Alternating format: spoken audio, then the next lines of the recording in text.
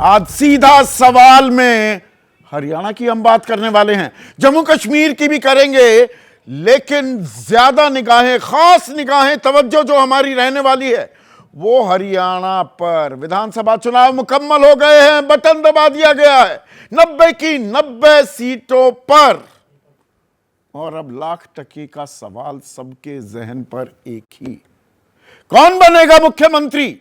हरियाणा में BJP hat trick की ओर लगातार तीसरी बार बीजेपी की सरकार बनेगी, या इस बार कांग्रेस की नैया पार लगने वाली है? 10 साल बाद फिर वापसी में, सत्ता में वापसी करती हुई दिखाई देगी क्या बीजेपी? यह अपने आप में यक्ष प्रश्न है, और इस सवाल का जवाब ढूंढने के लिए कुछ बड़ी सामान्य सी बातें हैं, उनको खंगालने की जरूरत है।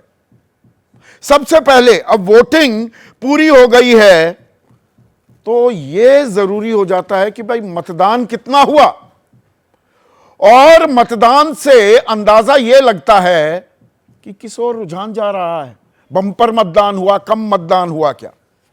और अभी तक जो आंकड़ा आया है, पर यह आंकड़ा बदल भी जाता है, वो है 61%। आपने लोकसभा चुनाव में देखा होगा, पहले, दूसरे, तीसरे चरण में यह एक बहुत विवादास्पद मुद्दा था कि 4% बढ़ गई, 5% बढ़ गई, जी इतनी कैसे बढ़ जाती है वोटिंग परसेंटेज। पर अभी जो आंकड़ा आया है 5 बजे तक का, और यह थोड़ा बदलेगा, ये 63, 63.5, 64 तक भी जा सकता है, लेकिन 2019 से कम 68% मतदान, और 2014 से तो बहुत ही कम, तब 76% मतदान हुआ था। पहली बार बीजेपी की सरकार बनी थी, 47 सीटें जीती थी बीजेपी। 2019 में आंकड़ा आ गया था 40 पर, 90 की यह विधानसभा है।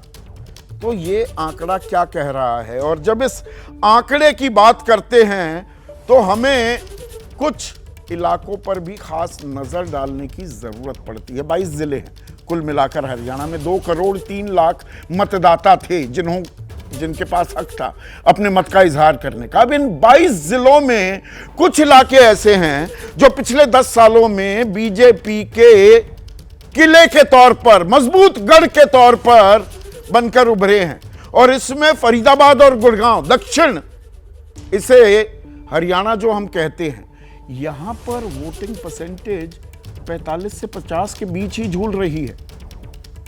क्या यह अपने आप में चिंता का सबब है कि बीजेपी का जो वोटर है, और ये अर्बन इलाके भी हैं, शहरी इलाके हैं, यहां पर बढ़ चढ़कर वो हिस्सा नहीं लेते दिखे? क्या कुछ मायूसी भी थी?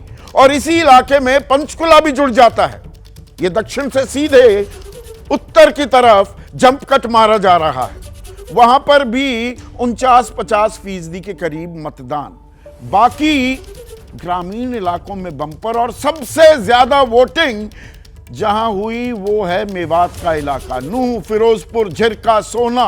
इस बेल्ट में 70% को भी आंकड़ा पार करता दिखाई दे रहा है। अब कुछ इलाकाई समीकरण आपके सामने में रख देता हूं। जब हम दक्षिण हरियाणा की बात करते हैं तो उसमें अहिरवाल वाला इलाका आता है, गुरुग्राम, महेंद्रगढ़ और रेवाड़ी। 11 सीटें हैं, इनमें 11 की 11 बीजेपी जीत गई थी 2014 में, और 2019 में 8 जीती, एक निर्दलीय भी साथ आ गया, तो 9 सीटें जीत गई थी। अब यहां वोटिंग कम होने के मायने क्या हैं? दूसरा, GT road, GT Karnal road, national highway, Delhi से आप चंडीगढ़ जाते हैं, दोनों तरफ का जो इलाका है, पानीपत के बाद खासकर, तो इसमें पंचकुला, अंबाला, यमुनानगर, कुरुक्षेत्र, करनाल, पानीपत आते हैं। 23 सीटें, 23 में से 21 जीती बीजेपी 2014 में, लेकिन 2019 में 12 और 9, 12 बीजेपी, 9 कांग्रेस। एज बीजेपी को पर टक्कर हुई। इस बार किसको एज मिलने वाली है? और इसी में फरीदाबाद को भी अगर हम जोड़ दें तो फरीदाबाद की 9 सीटें हैं, और उनमें से 8 जीतती दिखी थी कांग्रेस। अब ऐसे में जिसका आप इंतजार कर रहे हैं, ये देखिए, कहते ही पीपल्स पल्स का सर्वे अब आपके सामने मैं पेश कर रहा हूं और इसमें कांग्रेस की सरकार बनती दिखाई दे रही है। 55 सीटें, 46 है बहुमत का आंकड़ा, 90 की विधानसभा है, 55 सीटें कांग्रेस को मिलती दिखाई दे रही हैं और बीजेपी पिछली दफा जो 40 सीटें लाने में कामयाब हुई थी उसके खाते में 26 सीटें जाती दिख रही हैं। आईएनएलडी 2 से 3 और अन्य के खाते में 4 से 6 सीटों की बात भी, या अंदाजा, आकलन लगाया जा रहा है। ये अंदाजा है, ये एग्जिट पोल है, ये एग्जैक्ट पोल नहीं होते। इससे पहले एक आंकड़ा हमने आपको दिखाया था, ध्रुव रिसर्च ने भी कांग्रेस की सरकार बनाने के साथ संकेत दिए हैं। 57 सीटें कांग्रेस के खाते में जाती दिख रही हैं और बीजेपी के खाते में 27 सीटें। कांग्रेस की 57 में ±7 का आकलन है, यानी कि ऊपर 64 तक भी जा सकती है कांग्रेस और नीचे 51 पर 46 से 5 सीटें ऊपर कंफर्टेबली। हम कई बार गलत कह देते हैं कि पूर्ण बहुमत, पूर्ण नहीं, साधारण बहुमत। पूर्ण बहुमत एब्सोल्यूट मेजॉरिटी, दरअसल 2/3 मेजॉरिटी होती है, तो उस ओर भी जाती दिख सकती है क्या कांग्रेस? ये ध्रुव रिसर्च की बात सामने आ रही है। एक और आंकड़ा, पोल ऑफ पोल्स जब हम कर ही रहे हैं तो आपको मट्रीज का आंकड़ा भी बता दें।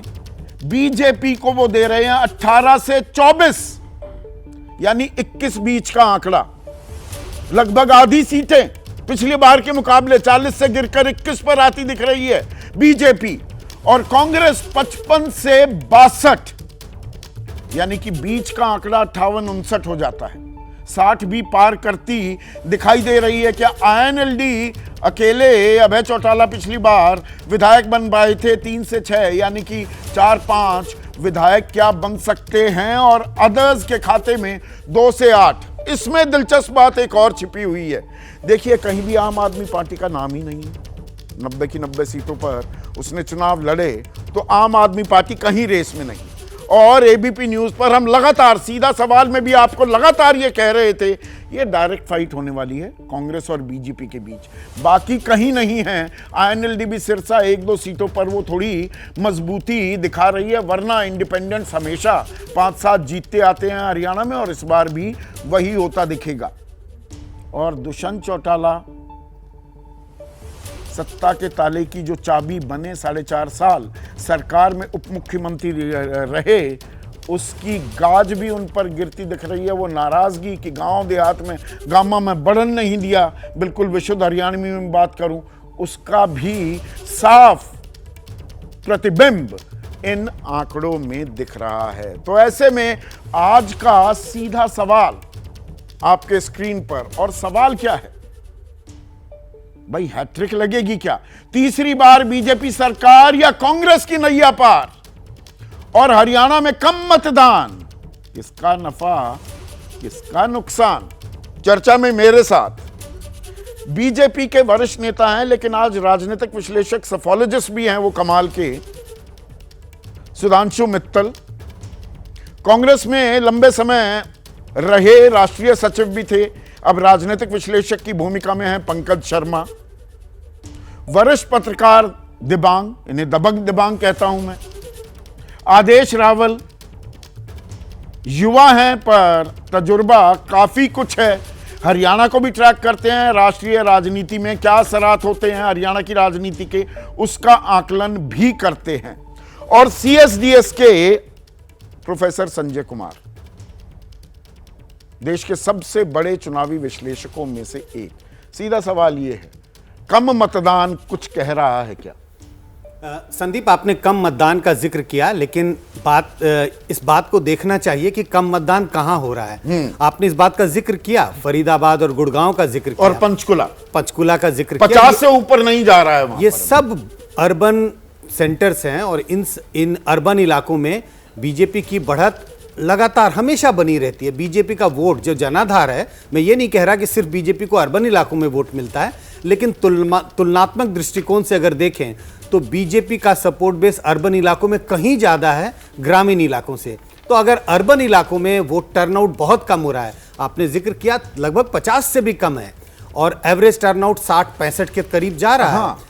सीधा सीधा लगता है, संकेत तो बहुत साफ है, बीजेपी को नुकसान होगा। मतलब 24 के लोकसभा चुनाव में जो हमने देखा, बीजेपी का कार्यकर्ता बाहर नहीं निकलता दिखा बहुत सारे इलाकों में। और यहां भी देखिए 1.5 महीना हो गया हमें आकलन करते हुए, पहले दिन से हमने एक बात को मेंटेन किया है कि भाई हरियाणा में जो बड़ी ट्रेंड दिख रही है संजय, और ये हमने कई बार अंडरलाइन किया कि आम जनता कांग्रेस को जिताती दिख रही है और कार्यकर्ता बीजेपी को हराता दिख रहा है। देखिए, दो बड़े ट्रेंड क्या दिख रहे थे। पहला कि ये बाइपोलर चुनाव है, एग्जिट पोल के सारे अनुमान, 3-4 एग्जिट पोल का आपने जिक्र किया, सारे अनुमान उसी ओर संकेत दे रहे हैं कि ये बाइपोलर चुनाव था। और दूसरा कि कांग्रेस को डिसिसिव बढ़त है, कांग्रेस को बढ़त है, निश्चित रूप से बढ़त है। सारे एग्जिट पोल उसी की ओर इशारा कर रहे हैं कि कांग्रेस को निश्चित बढ़त है। सुधांशु मित्तल, आज आप सोफोलॉजिस्ट का, एक चुनावी विश्लेषक का हैट पहनकर जरा जवाब दीजिएगा। ये तो एक तरफा लड़ाई होती दिख रही है, ये तो सीधे कांग्रेस की सरकार बनती दिख रही है हरियाणा में। देखिए संदीप जी, अगर एग्जिट पोल की माने तो स्वाभाविक है यही दिख रहा है।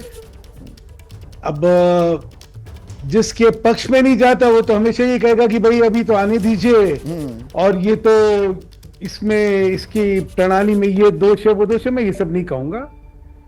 अगर माना जाए कि ये एग्जिट पोल जो है वही 8 तारीख को जो नतीजे आने वाले उनकी सत्यता है, तो स्वाभाविक तौर पे कहीं ना कहीं कुछ एक और आंकड़ा आया है, एक और पोल के आंकड़े सामने आए हैं, ये थोड़ा आपका ढाढ़स बंधा सकते हैं। दैनिक भास्कर का भी एग्जिट पोल आया है, और दैनिक भास्कर के एग्जिट पोल में आप 15 से 29, रेंज बहुत लंबी रखी है, तो 24-25 सीटें, लेकिन कांग्रेस 44 से 54। मतलब एक आशंका यहां खड़ी हो गई, क्या कांग्रेस अपने आप बहुमत ले पाती है या नहीं। दैनिक भास्कर का भी एक सर्वे सामने आ गया है। सुधांशु, मुझे देखिए, सर्वे तो बहुत आएंगे, लेकिन मुझे लगता है कि जैसा अभी कहा जा रहा था, ये पॉलिटी जो है ये बाइपोलर पॉलिटी थी। ये दो पार्टियों के बीच का था, और बाकी जितनी पेरिफेरल पार्टी थी उनको जनता ने एक तरफ बरकरार कर दिया था। जनता की जो भी जनता का मत आएगा, जो जनादेश आएगा, वो ये एंटी इनकम्बेंसी साफ दिखाई दे रही है। एक शब्द जो हम पिछले 10 सालों में कम ही इस्तेमाल कर पाते हैं, उससे पहले तो हर चुनाव में इसकी बात होती थी। एंटी इनकम्बेंसी की मार पड़ती दिख रही है बीजेपी को। स्वाभाविक तौर पे अगर यही नतीजे हैं, तो अगर यही नतीजे हैं तो ये और क्या कहेंगे कि भाई 10 साल के शासन काल बहुत लंबा होता है, और कहीं लोगों को बदलाव की चाह होती है, तो हो सकता है उसकी वजह से इस तरह के नतीजा है। लेकिन देखिए, पार्टी के मूल्यांकन में तो अभी भी बड़े आशावान हैं लोग कि नहीं। कार्यकर्ताओं की नाराजगी भी एक झलक दिखा रही है क्या, कि कांग्रेस के सब नेताओं को, किरण चौधरी भी, आप भी आ जाओ, राज्यसभा बन जाओ, बेटी को टिकट दे देंगे, नवीन जिंदल आप आ जाओ, जिसको पूरा कांग्रेसीकरण हुआ, और रामविलास शर्मा जैसे जो इकलौते वाहिद शख्स थे 80 के दशक में बीजेपी का झंडा बुलंद करने वाले हरियाणा में, वो फूट फूट कर रोते भी दिखे, उनका टिकट भी कटा। ये मैंने आपसे पहले भी पूछा था। अब आकलन थोड़ा और हो सकता है, और तफसील से इस पर। संदीप जी देखिए, 10 साल जहां सत्ता में कोई भी पार्टी रहेगी, उसके कार्यकर्ताओं की अपेक्षाएं बहुत होती हैं, और वो अपेक्षाएं पूरी खरी हों ऐसी संभावनाएं बड़ी कम होती है। तो चाहे वो भाजपा हो, चाहे कोई भी पार्टी हो, लंबा कार्यकाल जिस सरकार का रहता है, वहां पे कार्यकर्ताओं के स्तर पर एक उदासीनता आती मैंने अक्सर देखी है। जनता में उदासीनता आए ना आए, कार्यकर्ता में उदासीनता आती है, क्योंकि उसकी अपेक्षाएं ज्यादा होती है। उसको लगता है कि मैंने अपना मनोहर लाल खट्टर का लोकसभा चुनाव से पहले हटाना 9 साल 118 दिन बाद, उसने भी काफी कुछ एक संकेत दे दिए थे। फिर उनका पोस्टरों से गायब होना, वो सक्रिय भी दिखे, शैलजा को आज भी न्योता दे रहे हैं आ जाओ, पर वो साइडलाइन भी करते हुए दिखाई दिए। ये थोड़ा असमंजस दिखा बीजेपी में। इसमें देखिए क्या होता है कि कोई भी पार्टी जब अपनी रणनीति बनाती है चुनाव के दृष्टि से, तो ये देखती है कि क्या करने से चुनाव जीतने की संभावनाएं बढ़ेंगी। अभी जो आयाराम गयाराम कल्चर है, क्यों होता है? आप बाहर से लोगों को क्यों लेके आते हैं? इसलिए लेके आते हैं कि लगता है इस एक सीट के अंदर बाहर से जो आएगा उसकी जीत की संभावना ज्यादा है, इसलिए आप उसको लेके आते हैं। कर दिया बीजेपी ने आयाराम गयाराम। ये देखिए क्या है, you always have a perfect vision on the hind side. जिस समय चल रहा होता है उस समय मतलब अब लगता है कि नुकसान हो गया। नुकसान की अभी मैंने आशंकाएं कहा बड़ी ये- लग रही थी, बीजेपी भी घेर रही थी, कांग्रेस में अंतर कलह, हर कोई मुख्यमंत्री बनना चाहता है, पर एक सेक्युलर ट्रेंड जो दिख रही है कि सरकार बन रही है, उन आशंकाओं को खारिज करती दिखाई दे रही है क्या पंकज? देखिए, ये तो शुरू से तय था कि हरियाणा में इस बार माहौल अलग है। रही बात एंटी इनकम्बेंसी की, जो कह रहे हैं सुधांशु जी बार बार 10 साल की एंटी इनकम्बेंसी, ये प्रादेशिक एंटी इनकम्बेंसी नहीं है, ये हरियाणा की एंटी इनकम्बेंसी नहीं है। मतदाता इसका एक अखिल भारतीय आयाम है, एक राष्ट्रीय स्वरूप है। पूरे देश में भारतीय जनता पार्टी, उसके शीर्ष नेतृत्व की कार्यशैली जो रही है पिछले 10 साल में, उससे एक उकताहट का, क्षोभ का और ऊब का माहौल है। पर उसमें exceptions, there are exceptions to the rule, और उसमें मध्य प्रदेश जहां से आप आते हैं पंकज, वो सबसे बड़ा उदाहरण है। वहां तो 10 साल की नहीं थी, वहां तो लगभग 20 साल सरकार बीजेपी की, इधर डबल इंजन सरकार, केंद्र में भी कोई उकताहट नहीं दिखी। आपकी लग रही थी कि भाई सरकार आराम से बन जाएगी, नतीजा बिल्कुल उलट आया। इसने जो एक सकल शेप लिया है, जो एक ठोस आधार इसको मिला है, वो 2024 के लोकसभा चुनावों के परिणाम से जोड़कर देखिए। उसके बाद पूरे देश में और सारे प्रदेशों में और भारतीय जनता पार्टी के भीतर भी भारतीय जनता पार्टी के शीर्ष नेतृत्व के प्रति एक अजीब किस्म के क्षोभ का अभी माहौल है। भूपेंद्र हुड्डा कुछ प्रतिक्रिया दे रहे हैं, पहले उनकी भी बात सुन लेते हैं। सर, आपका भी असेसमेंट होगा, सुबह से आप अलग अलग पोलिंग स्टेशन पर जा रहे हैं, आपके मुताबिक कितनी सीटें? नहीं, सीटें का मैं नहीं कहता, लेकिन भारी बहुमत से कांग्रेस बन जा रही है। 60 से भी ऊपर हो सकती है और जितनी भी होती है, मैं कह दूँ 60 सीट आ जाए, 70, आपको ये असेसमेंट नहीं होती। असेसमेंट ये है भारी बहुमत से कांग्रेस पार्टी सरकार बना जा रही है। आपको लगता है एग्जिट पोल ठीक होंगे? हैं? एग्जिट पोल ठीक होंगे कि सब में 50, 55 इस तरह की सीटें? एग्जिट पोल का तो अपना हिसाब होता है, लेकिन मेरा एग्जिट पोल से मतलब नहीं, मैं तो सुबह से कह रही हूँ। अच्छा, आपके मुताबिक क्या कुछ ऐसे फैक्टर्स रहे कि बिल्कुल ही हरियाणा की जनता ने एग्जिट पोल में इस तरह से कांग्रेस को बढ़त दी? ये फैक्टर सबसे बड़ा फैक्टर रहा। 2005 से 2014 तक कांग्रेस की सरकार थी, उसकी उपलब्धियां, और 14 से 24 तक इस सरकार की विफलताएं और करप्शन और आपके नॉन परफॉर्मेंस, हर इसमें हर वर्ग इससे विमुख हो चुका है। सर, कौन कौन से ऐसे इश्यूज हैं जिन पर काम करना चाहेंगे? बेरोजगारी है, कानून व्यवस्था है, और शिक्षा है, स्वास्थ्य है। सर, एक सवाल ये है कि सीएम पद को लेकर भी हैं? सीएम पद को लेकर भी सवाल है। अब तो एग्जिट पोल में लगभग सरकार बनती हुई नजर आ रही है, तो आपको लगता है सीएम आप ही? ये तो आप लोगों का सवाल है, मैं तो कई दफा कह चुका, एक सवाल का बार बार आप लोगों का काम ही है। सवाल ये है, कांग्रेस की पद्धति है, एमएलए बनेंगे, उनसे उनकी राय जानी जाएगी, हाईकमांड फैसला करेंगे, जो भी फैसला करेंगे मंजूर होगा। सर, शैलजा जी भी अलग statement सबका अधिकार है, आप भी उम्मीदवार हो सकते, कोई ये थोड़ा है। आप भी अपना put your hat, who say no, this is democracy, everybody should aspire, और जितने ज्यादा उम्मीदवार होंगे इसका मतलब उतनी कांग्रेस पार्टी मजबूत है। आपको लगता है शैलजा जी का भी अधिकार है? क्यों नहीं है? हरियाणवी में देसी भाषा में एक शब्द है, आदेश, बिरच जाना, मतलब परेशान हो जाना, आदमी जो गुस्से में आ जाए। तो जब मुख्यमंत्री का सवाल पूछो, बिरच जाते हैं भूपेंद्र सिंह हुड्डा, ये आपने जबरदस्ती बना रखे। पर यह सवाल है ना, यह सवाल अब पूछा जाएगा। बिल्कुल है। और मुख्यमंत्री तय नहीं कर रखा है ना आपने पंकज? मुख्यमंत्री तय कोई कर भी नहीं सकता, जैसा हुड्डा जी ने खुद भी कहा कि विधायक मिलेंगे, विधायक तय करेंगे कि कौन मुख्यमंत्री होगा। लेकिन स्वाभाविक तौर पर भूपेंद्र सिंह हुड्डा मुख्यमंत्री पद की दावेदारी में सबसे आगे हैं। परसों कुमारी शैलजा सोनिया गांधी से आधे घंटे मुलाकात करती हैं, कल एएनआई को इंटरव्यू देती है कि हाईकमान मुझे इग्नोर नहीं कर सकता। ये हाईकमान का आशीर्वाद है या वो जानबूझकर थोड़ी सी मिसचिफ कर रही है? देखिए, अब ये तो शैलजा जी भी अपनी इच्छा व्यक्त कर चुकी हैं, रणदीप सिंह सुरजेवाला भी पहले नहीं, अपनी केंद्रीय इच्छा नेतृत्व से, शीर्ष नेतृत्व से मिलने के बाद ये बयान देने के मायने तो निकाले जाएंगे ना। नहीं, मिलने का मतलब ये तो नहीं है कि सोनिया जी ने उनसे ये कहना नहीं, इशारा कर दिया गया कि हाँ करिए। 2005 जानते हैं ना आप क्या हुआ था। भजन लाल चेहरा, प्रदेश अध्यक्ष भूपेंद्र सिंह हुड्डा, राजीव गांधी को का वायदा बीरेंद्र सिंह को, बन गए भूपेंद्र सिंह।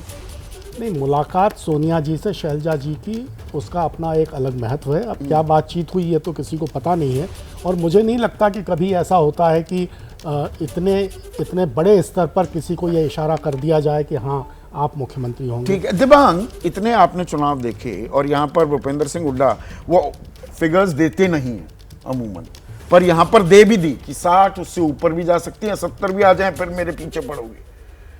ये जो चुनाव था, ये चुनाव सबसे बड़ा फैक्टर आपको क्या दिख रहा है, और अब ये जो आंकड़े आ रहे हैं ये किस ओर इशारा कर रहे हैं? देखिए, बहुत महत्वपूर्ण चुनाव है। अगर आप जून का जो लोकसभा चुनाव देखें उसके बाद का पहला बड़ा चुनाव है, और इसलिए महत्वपूर्ण है क्योंकि इसमें चूंकि आपका शो है, इसमें हम लोग चुनाव से आगे की भी बात कर सकते हैं। जो एक चीज़ साफ दिखाई देती है आंकड़ों के आने से पहले, वो ये है कि किस तरीके से प्रधानमंत्री नरेंद्र मोदी 2014 की बात करें तो नारा लगता था हरियाणा में भी मोदी सरकार। 10 बार प्रधानमंत्री वहां पर गए, 11 बार गए बल्कि। आप कह रहे हैं 11 बार, मैं कह रहा हूं 10 बार। एक बार एक ही दिन में 4 बार चले गए थे, हाँ, 4 जगहों पर चले गए बिल्कुल थे। सही।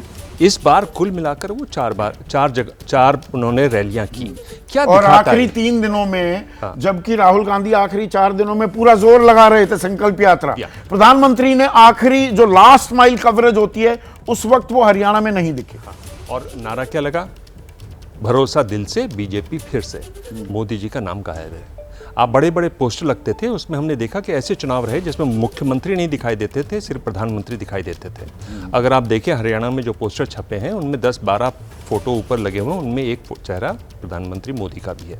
तो क्या ये एक बदलाव है, बदलाव की ओर इशारा है, या कहीं न कहीं बीजेपी मन ही मन मान रही है कि इस बार तो कुछ हम जीतने नहीं वाले हैं, तो मोदी जी का वहाँ नाम क्यों खराब करें, क्यों उनको अड़ाया जाए? क्या है, एक ये बड़ा सवाल आंकड़ों से पहले का है। आंकड़े आएंगे तो इस सवाल पर और भी गहन चर्चा जरूर होगी।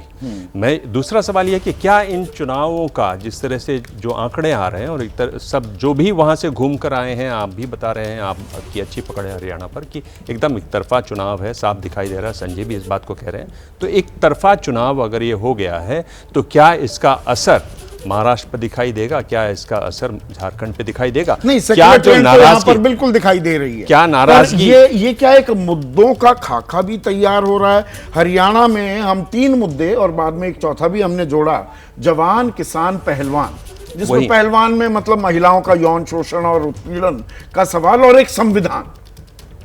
तो एक खाका तैयार हो रहा है क्या आने वाले दिनों का?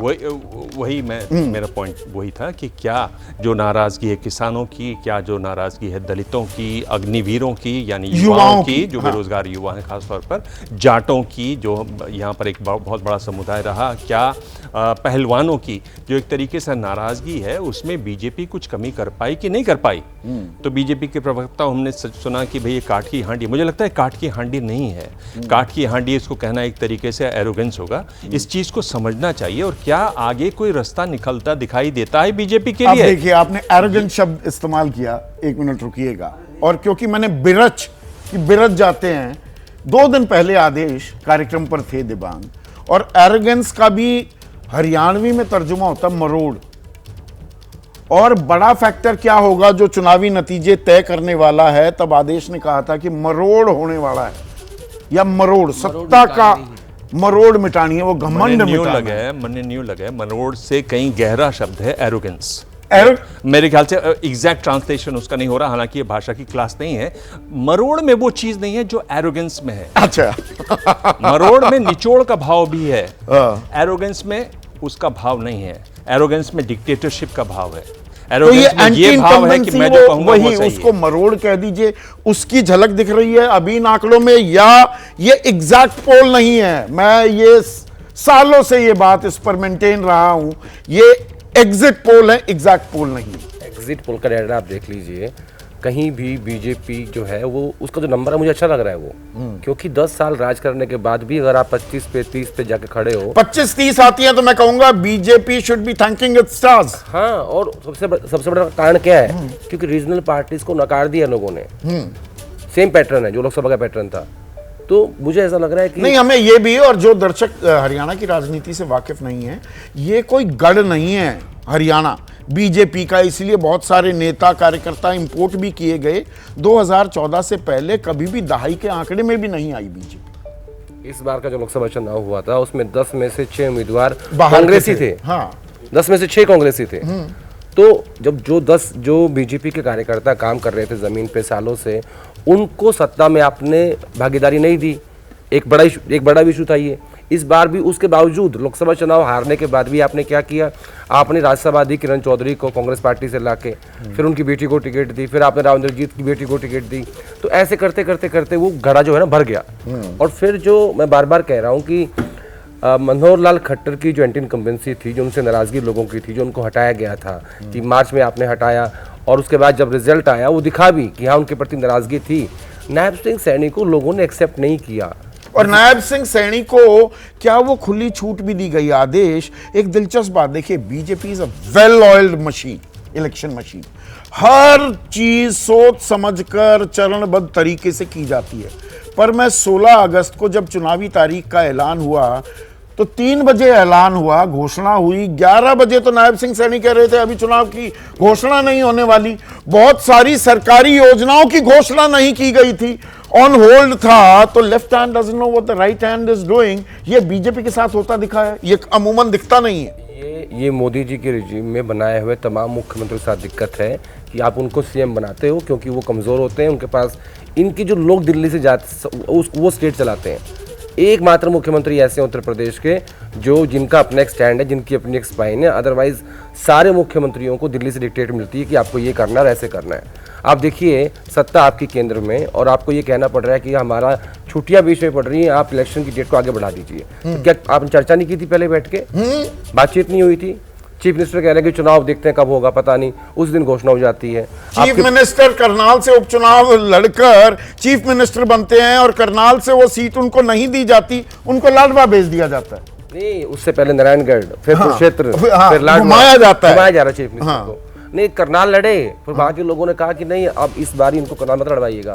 तो मनोहर लाल खट्टर ने अपने नजदीकी व्यक्ति को, उनका नाम है जगमोहन आनंद, उनको टिकट दी करनाल से और फाइनली चीफ मिनिस्टर को शिफ्ट होना पड़ा अपनी सीट छोड़ के। तो ये चीजों तो जानती थी बीजेपी। मैं फिर कहूंगा बीजेपी रणनीति बनाने में उसके पास plan A B C D विकल्प बहुत होते हैं, पर एक जाट नॉन जाट राजनीति की रणनीति, उस पर जो बहुत ज्यादा तवज्जो दी जा रही है और हम लगातार उसके कहीं ना कहीं कहाँ फॉल्ट लाइंस हैं, कहाँ दिक्कतें हैं, वो बता रहे थे।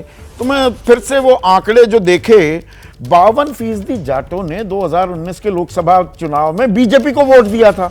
हम कहते हैं वो राष्ट्रवाद भी था, हिंदू थे, वो जाट नहीं थे। हाँ, वो सारे हिंदू थे। तो वो जाट नॉन जाट राजनीति कहाँ गई उस वक्त? उस वक्त काम नहीं कर रही थी। हाँ, आज जाके जब ये लोकसभा चुनाव और 2024 में 27 रह गई, 52 से 27% जाट वोट बैंक गया बीजेपी के पास।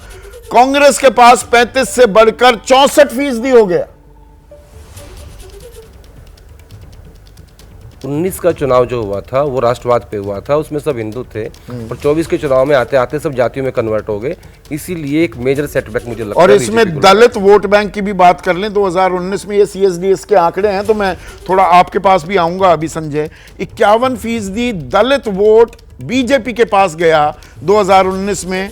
2024 में ये घटकर 24% रह गया और 25% दलित वोट 2019 में कांग्रेस को मिला, ये बढ़कर 68% हो गया। इसके दो कारण हैं। एक तो मूल रूप से दलित वोट जो है वो कांग्रेस पार्टी के साथ है हरियाणा में, और दूसरा कारण है कांग्रेस पार्टी और राहुल गांधी का संविधान का मुद्दा जो उन्होंने जोर शोर से उठाया, जिसका असर उत्तर प्रदेश में देखिए कैसा हुआ। 24 के लोकसभा चुनाव के मुद्दों की गूंज अभी भी सुनाई दे रही है, क्योंकि दिबांग जो बात कर रहे थे, ये महाराष्ट्र में भी सुनाई देगी क्या? फिर महाराष्ट्र में तो बाबा साहब का इशू, अंबेडकर का इशू सबसे बड़ा है। वहाँ तो इस बात को लेकर बहुत ज़्यादा चर्चा है। आज आपने नोट किया है, आज हरियाणा में वोटिंग हो रही है, लेकिन राहुल गांधी आज कोल्हापुर में संविधान सम्मेलन एड्रेस कर रहे हैं। ये स्ट्रैटेजी नहीं है। नहीं, वो तो प्रधानमंत्री भी हैं महाराष्ट्र आखिर के नहीं, प्रधानमंत्री जी ने तो 3200 करोड़ की योजनाओं का उद्घाटन किया है। राहुल गांधी संविधान सभा कर रहे हैं, हाथ में वो कॉपी लेके संविधान की, जो वो अक्सर रखते हैं। और हरियाणा के आखिरी के 2 दिनों में भी उन्होंने यही किया, वो कॉपी रखी और सामने दिखाई। इसीलिए last day of campaign Ashok Tanwar को लाया गया। उनको इस बात का डर था कि दलित वोट पे कहीं ना कहीं शैलजा के जरिए या किसी और तरीके से सेंध मारने की कोशिश होगी, तो उसको हमें कैसे उसको मतलब उसका हमें क्या जवाब देना है, ये उनकी स्ट्रैटेजी थी। तो बीजेपी को ये पता नहीं लगा कि हमारा एक नेता जिनको लोकसभा चुनाव सुधांशु मित्तल कुछ इंटरजेक्ट करना चाह रहे हैं, मैं आ रहा हूं आपके पास। सुधांशु, छोटा सा कमेंट, एक और एग्जिट पोल के नतीजे आ रहे हैं। संदीप जी, एक तो मैं जो आप जब जाटों ने इतनी वोट दी, इसने इतनी दी, थोड़ा सेफोलॉजी मैं भी समझता हूँ। हाँ। और बड़े विश्वास के साथ कह सकता हूँ कि ये सब कयास से होती हैं। सेफोलॉजी में कोई फॉर्मूला नहीं है टू नो कि अरे आप ही बीजेपी का थिंक टैंक, बीजेपी के रणनीतिकार सारे मीडिया को नैरेटिव ये बेचते घूमते हैं। देखिए, जाट नॉन जाट राजनीति हमने कर दी जी, यहाँ पर मनोहर लाल खट्टर को बनाया, जैसे मराठा नॉन मराठा राजनीति की। ये एक नई राजनीतिक रणनीति पर अब चल रही है बीजेपी। ये तो आप ही लोग बताते थे ना। सुनिए ना, जाट नॉन जाट ये सब अपनी जगह है कि राजनीति में आप जो है किस सेक्शन को आप कैसे डील करना चाहते हो अलग बात है, लेकिन ये 52%, ये 37%, ये 54%, ये प्योर स्पेकुलेशन है। ठीक है, नहीं आप भी जानते हैं। आप देखिए, मैं आपके एनालिसिस, हाँ तो बताइए ना, जिस आगे एक सर्वे भी आ गया है ना, बात करिए ना प्लीज। मेरा सिर्फ वो कहना है, देखिए जैसे मैं कल भी कह रहा था, जीत में सब बादशाह होते हैं, हार में सब जो है नकल्ले हो जाते हैं। यहाँ जितने भी ये विश्लेषण हो रहे हैं उनमें पहली बात समझ लीजिए, जात की कॉम्पोजिशंस के बारे में अथॉरिटी से कहना ये वो ठीक है, जात का तो सेंसस भी नहीं हो रहा है। नहीं, आप रिपीट कर रहे हैं प्लीज। जिस्ट का एग्जिट पोल भी आ गया है, और जिस्ट क्या कह रहा है ये आपके लिए थोड़ा सा और मुस्कुराने का सबब दे सकता है। जिस्ट का मानना यह है कि हरियाणा में अब कांग्रेस को 55 से 53 और बीजेपी को 45 से 53, मैं 55 बोल गया, 45 से 53 और बीजेपी को 29 से 37। आईएनएलडी को 2 सीटें मिल सकती हैं, अन्य के खाते में, निर्दलियों के खाते में 4 से 6 जा सकती हैं। तो दरअसल आपका आंकड़ा सुधांशु 37 भी आ सकता है, पर ये तो वही एग्जिट पोल की बात हुई। पर आपके सर्वेज के आंकड़े मैंने यहां पर चुराए, तो जो अब ये कह रहे हैं भाई जात को ओवरडू कर रहे हो, ओवर एनालाइज कर रहे हो, ये तो एक कड़वी हकीकत है ना, उससे ट्रेंड तो पकड़े जाते हैं संजय। पता नहीं सुधांशु जी किस बात का जिक्र कर रहे हैं कि स्पेकुलेशन है। मुझे लग रहा है कि हम जैसे सर्वे करते हैं या सभी ऐसे करते हैं, तमाम आप सवाल पूछते हैं, उनके ओपिनियन पूछते हैं, उन्होंने किसको वोट दिया ये पूछते हैं, और आखिरी में उनके बैकग्राउंड क्वेश्चंस पूछते हैं जिसमें उनका धर्म, जाति, किस एज के हैं, ये सब पूछते हैं, और उसका क्रॉस टेबुलेशन करके हम देखते हैं कि किस जाति के लोगों ने किसको वोट दिया। अब इसको स्पेकुलेशन वो कह रहे हैं, कह लें, लेकिन मुझे लगता है ये कि एक एनालिसिस है जो हमेशा किया जाता है और इसकी एक अपनी प्रामाणिकता है। लेकिन जिस बात का जिक्र पहले कर रहे थे, जाट नॉन जाट, और आप कह रहे थे 19 में जाटों ने किस तरह से बीजेपी को वोट दिया और 24 में कैसे वो बदल गए, तो आइडेंटिटी का सवाल होता है। आप हरियाणा में जाके पूछें कि आप कहाँ से, आप कौन हैं, तो वो अपनी डिस्ट्रिक्ट का जिक्र करता है। दिल्ली में आके आप पूछे आप कौन है, तो वो कहता है मैं हरियाणवी हूँ। दिल्ली से बाहर, हिंदुस्तान से बाहर चले जाएं तो अपनी आइडेंटिटी हिंदुस्तानी बताता है। आइडेंटिटीज बदलते रहती है। सही बात है। तो 19 के चुनाव में ज्यादातर लोगों की आइडेंटिटी थी भाई राष्ट्रवाद, मैं हिंदुस्तानी हूं, हिंदुस्तान को बचाना, हिंदुस्तान को मजबूत करना है। 24 के चुनाव आते आते तक उन्हें लगने लगा कि हिंदुस्तान तो ठीक तो है। ये जो जाट नॉन जाट जी हमने एक समीकरण बनाया, अब इसमें यादव गुर्जर की भी बात कर लें। आप ही का आंकड़ा है 52% बीजेपी के साथ गए 2019 में, घटकर 39% रह गया 2024 में, और कांग्रेस को 46% जो मिले थे वो बढ़कर 52% हो गए। कांग्रेस ने यहां भी बढ़त बना ली। बिल्कुल, आप देखें कि 19 और 24 का लोकसभा का चुनाव, दोनों पार्टियों के बीच में वोट का अंतर 19 में क्या था और 24 में क्या था। 24 में मात्र 2 या 3% का अंतर रह गया। अगर आम आदमी पार्टी के वोट को जोड़ देंगे तो आगे बढ़ गई, तो आगे बढ़ जाते हैं। और अगर 19 का चुनाव देखें तो कांग्रेस तो बहुत पीछे थी, 30% का अंतर, 30% का अंतर था। तो जाहिर है हर समुदाय में आपको कहीं ना कहीं, किसी में ज्यादा किसी में कम, बढ़त दिखाई पड़ेगी कि कांग्रेस ने बढ़त बनाई या कांग्रेस ने अपनी पैठ बनाई है पिछले 5 साल। तो ये यहां पर कांग्रेस ने अपनी गलतियों से भी सीखा क्या पंकज? पिछली दफा 2019 में विधानसभा चुनाव की बात करूं, चुनाव से बमुश्किल 20 दिन पहले असल में कमान दी गई, मतलब ये तय हुआ कि नहीं, हुड्डा जो बोलेंगे वैसे हम चुनाव लड़ेंगे। 20 दिन पहले की बात है। इस बार कमान सौंप दी गई, मुख्यमंत्री का चेहरा ना भी किया हो, लीड कौन करेगा वो क्लैरिटी रखी गई, असमंजस की गुंजाइश, आशंका खत्म की गई। अच्छा है, कांग्रेस ने अगर अपनी गलतियों से सीखा है तो सीखना भी अगर चाहिए। यह सीखा है, दरअसल मेरा ख्याल है सीखा है। सीखा पहले है। से काफी परिवर्तन कांग्रेस की भीतरी राजनीति में आया है। हाँ। और एक नई तरह की राजनीति जो है अब वो राहुल जी कर रहे हैं। नहीं, यहां पर सुनी भी गई, क्योंकि देखिए राहुल गांधी वो कि मैंने निर्देश तो नहीं दिया, पर मैं चाहूंगा कि आप देखिए आम आदमी पार्टी के साथ गठबंधन कर सकते हैं या नहीं, पर वो चाहे भूपेंद्र सिंह हुड्डा हो, दीपेंद्र हो, रणदीप भी हो, हरियाणा के तमाम नेता अड़ गए कि इनकी जरूरत ही नहीं है, और वहां सुनी गई। हाँ, तो प्रादेशिक नेतृत्व की वैसे पहले भी सुनी जाती थी, ऐसा नहीं कि नहीं सुनी जाती। नहीं, पंजाब में कहां सुनी थी? कैप्टन अमरिंदर सिंह कहते रह गए मुझे हटाना है हटा दो, पर किसी जट सिख को या जट को ही बनाना, पर नहीं चन्नी पर दांव लगाना था और वो राज्य गंवाना था। गलत तो नहीं कह रहा हूं?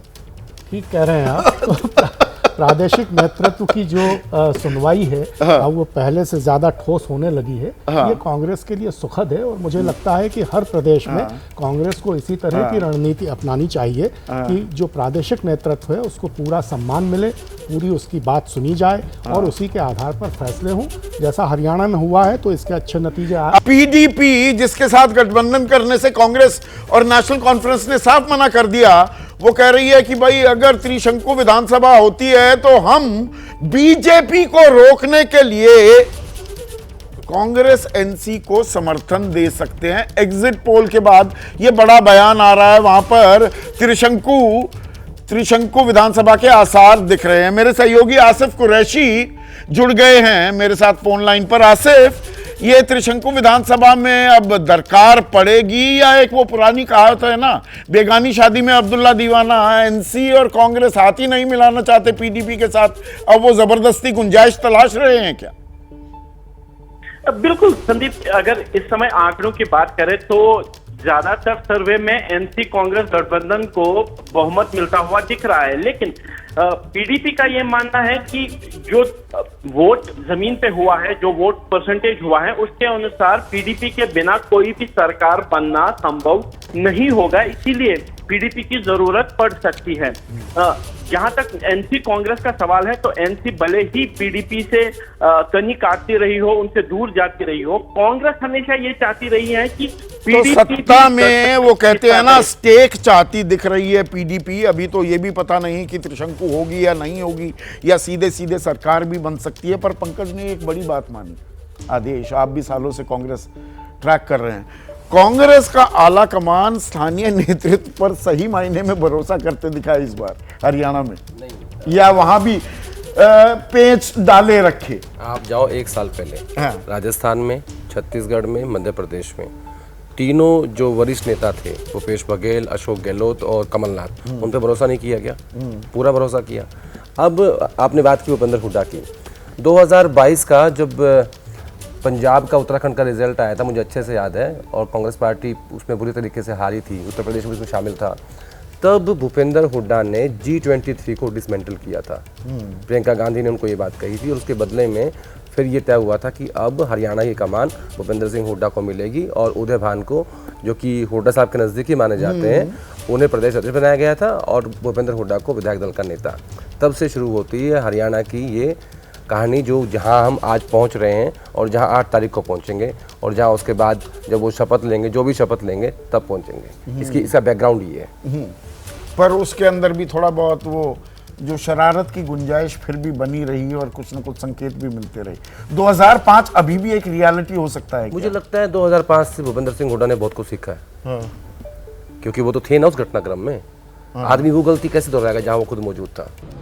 हरियाणा से जो भेदभाव होता था उससे मुक्ति दिलाने का काम हमारी सरकार ने 10 वर्षों में किया है। हमें पूर्ण विश्वास है कि हमने जो हरियाणा को एक नई गति विकास की देने का काम किया है। 8 अक्टूबर को भारतीय जनता पार्टी तीसरी बार बहुत बड़े मैंडेट के साथ आ रही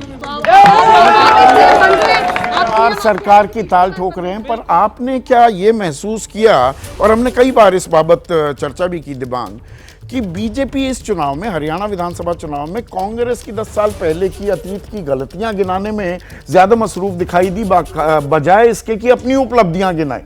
और कांग्रेस वो बेरोजगारी का मुद्दा, जवान, किसान, पहलवान, उस पर वो अटकते दिखाई दिए कहीं। जी हाँ, बिल्कुल, क्योंकि उनके पास कुछ कहने को था नहीं। देखिए, बीजेपी की कोशिश यही होती है, लेकिन वहाँ मुश्किल हो जाती है जहाँ उनकी सरकारें रहीं 10-10 साल तक, क्योंकि फिर लोग ये पूछने लगते हैं कि आपने 10 साल में क्या किया, और उसका उनके पास जवाब नहीं बनता। लेकिन अगर आप एक दूसरी बात देखें तो इस बार बीजेपी ने चुनाव को बहुत स्थानीय बनाने की कोशिश की, जो कि अक्सर विपक्ष की कोशिश होती थी कि किसी तरह से स्थानीय बन जाए चुनाव। तो उन्होंने एक तरीके से वही रणनीति अपनाई जो विपक्ष अपनाता था। ये साफ ये होता था कि प्रधानमंत्री पर हमला नहीं करो, स्थानीय बनाओ इसको। प्रधानमंत्री उतरे ही नहीं मैदान में।